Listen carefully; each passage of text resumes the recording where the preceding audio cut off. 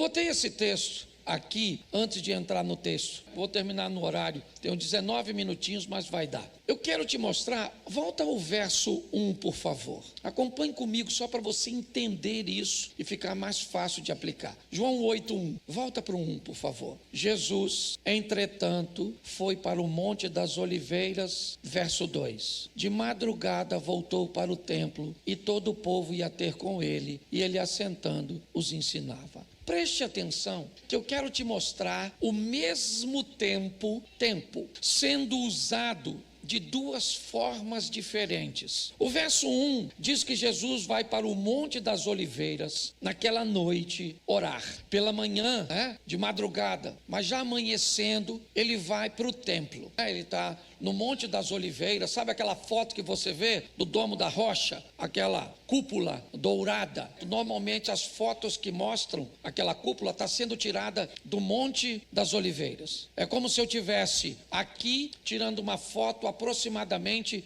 de algo que está na Ciferal. É mais ou menos, Monte das Oliveiras aqui, certo? O templo na Ciferal. Bom, Jesus está passando a noite ali e agora, ao amanhecer, ele vai para o templo. A questão é que o tempo que Jesus usa para estar ali é usado por todos, não necessariamente fazendo as mesmas coisas. No mesmo tempo em que Jesus está ali, uma mulher está cometendo adultério. Tá certo? Tem gente trabalhando, tem gente dormindo, tem gente orando como Jesus e tem gente adulterando. Tudo no mesmo tempo. Nós estamos aqui agora, o tempo está sendo o mesmo para todos. Alguns estão prestando atenção, outros não. Alguns estão com o celular, outros, certo? Ou seja, o tempo é para todos. Mas o que se faz com ele pode demonstrar o que teremos que fazer com nossas orações. É isso que eu quero alertar você hoje. Quando amanhece, amanhece para ela e para Jesus. E agora, ao amanhecer, ela precisa de uma ajuda que Jesus não precisa. Ela está exposta a uma vergonha que Jesus não está.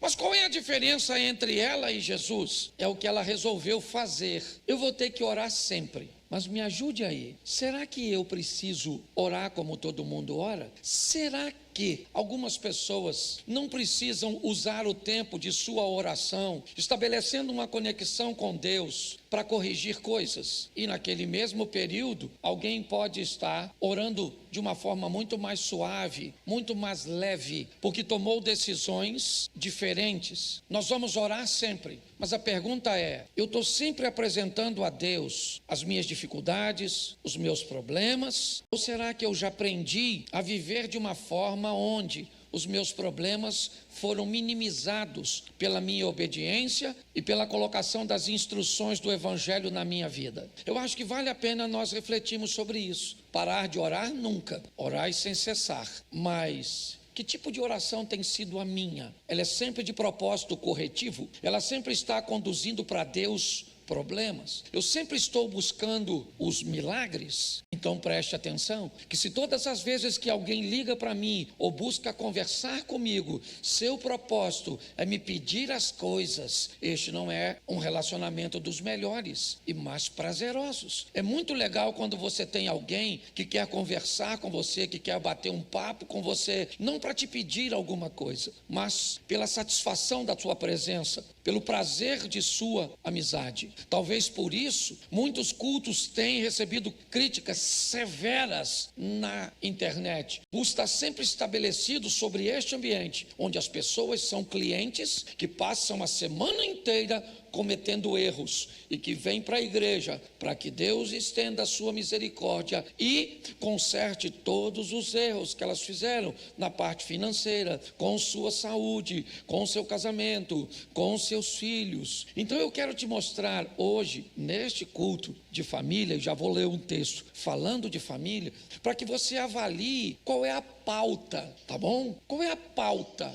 de sua conversa com Deus? Quando casais me dizem, eu pergunto para os casais, e aí, como é que está a comunicação? Não, a gente conversa pra caramba. Não, eu não estou perguntando o tempo de conversa. A minha pergunta é a pauta da conversa. Tem casais que conversam muito, porque precisamos pagar, porque precisamos fazer, porque os meninos estão isso. A pergunta seria, quando é que a conversa envolve vocês dois? Quando a conversa fala de vocês, de como está a nossa amizade, nossa intimidade? A pauta, ela é muito importante. Então, quando nós vamos falar em Oração é importante entendermos com que pauta nós temos orado. E isso talvez possa definir nosso relacionamento com Deus. Se você só leva para Deus problemas, eu entendo isso perfeitamente. Mas a pergunta é, sua vida não anda bem e seu relacionamento com Deus também não. Quando você continua orando sem cessar, mas não por ter uma necessidade de apresentar problemas, mas sim pelo prazer de sentir e ter a presença de Deus na sua vida, isso significa